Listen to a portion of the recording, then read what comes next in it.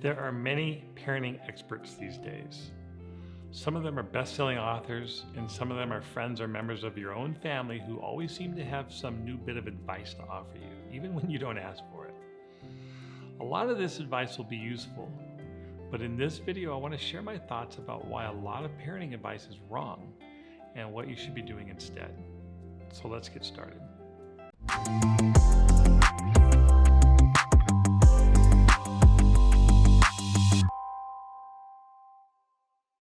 Many parenting experts focus on behaviors. This is probably because most parents that are reading parenting books are worried about problematic behaviors their kids are exhibiting.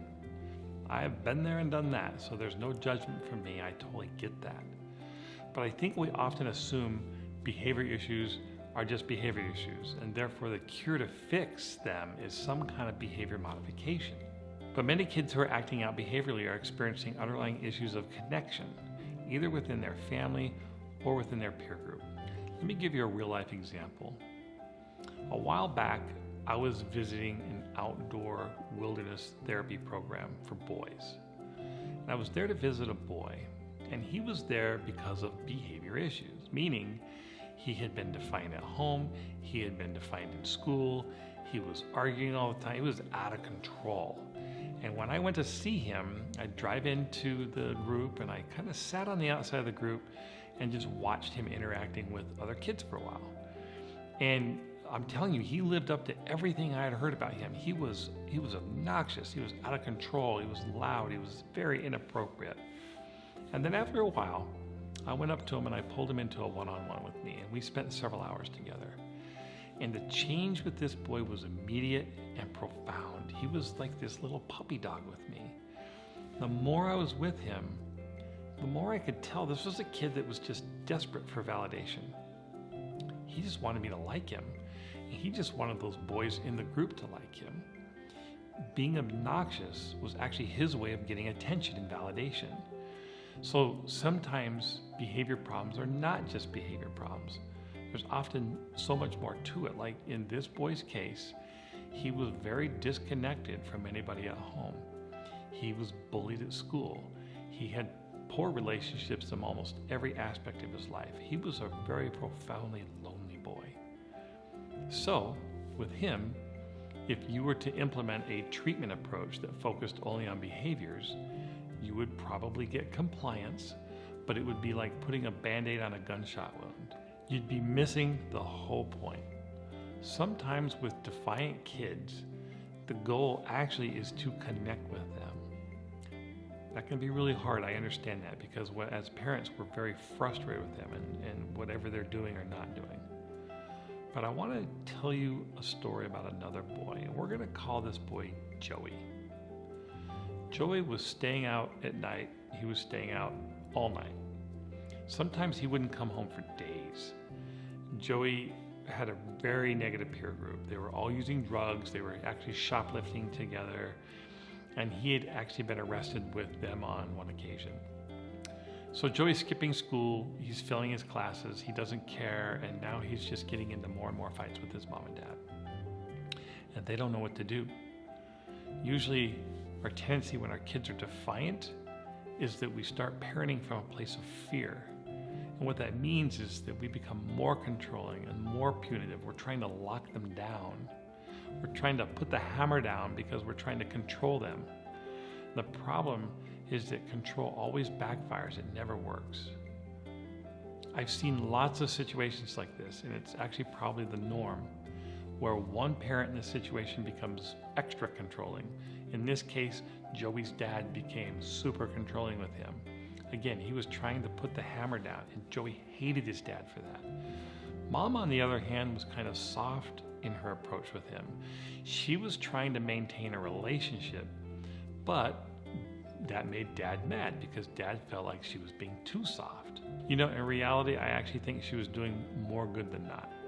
Because when we have a really defiant teenager, there's nothing more important than how we can maintain our relationship with them, because that's the only form of influence that you have left.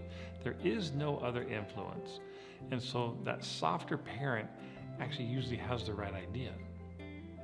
Well, luckily, Joey's dad kind of came around and he decided that he had to let go of his need to control Joey because it wasn't working.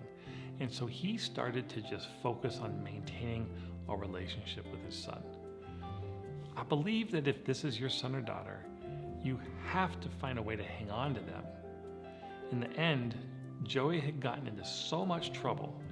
He had been arrested. He actually spent some time in jail. It wasn't a long time, but while he was in jail is when he really started to look at his life. And that's when he decided he wanted to change. I really think in Joey's case, he did this because jail was awful and his future was kind of closing in around him. And because his parents had held on to that relationship, now they're finally in a place where they can talk with him and he listens a little bit. He was finally ready to be influenced by them, but it's only because they worked so hard at staying connected with him. It certainly came with a lot of pain in watching him screw his life up. Before we move on to the next point, I want to thank you for watching this video. Are you struggling to communicate with your child or to discipline them effectively? You know, none of us are given a manual when our kids are born telling us what to do in all the situations. We learn by trial and error.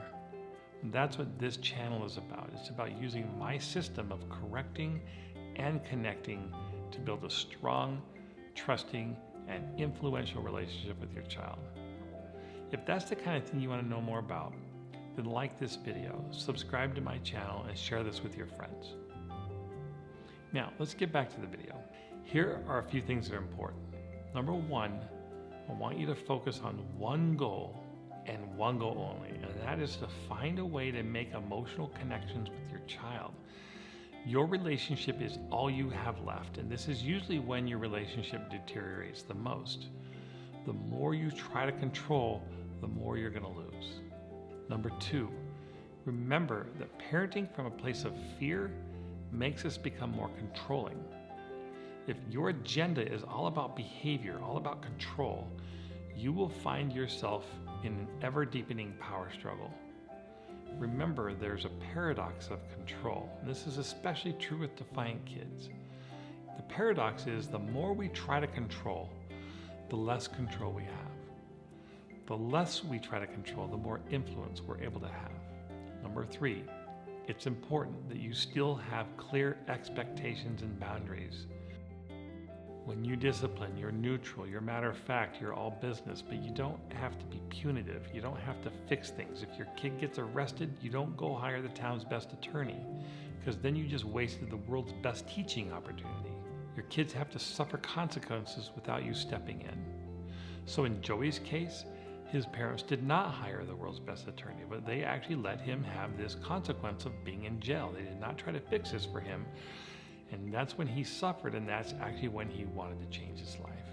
Number four, stay together as a team. These kinds of situations with kids are so stressful that you have to support each other. You have to support each other instead of sabotaging each other, like Joey's dad coming around and allowing himself to be influenced by his wife's relational approach with their son. That was important.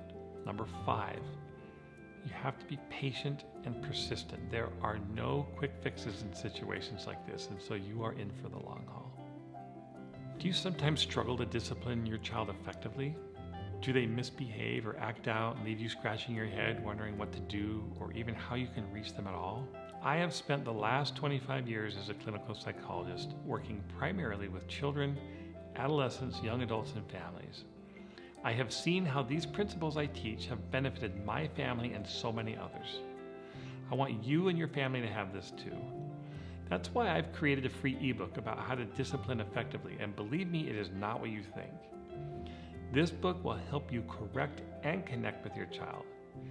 It contains distilled information from my 25 years as a psychologist, and it's designed to give you an understanding of effective parenting tools as well as practical steps you can take starting today. Just go to drtoddtalks.com, or you can click the link in the video description below, fill in your details, and I'll send it right over to you.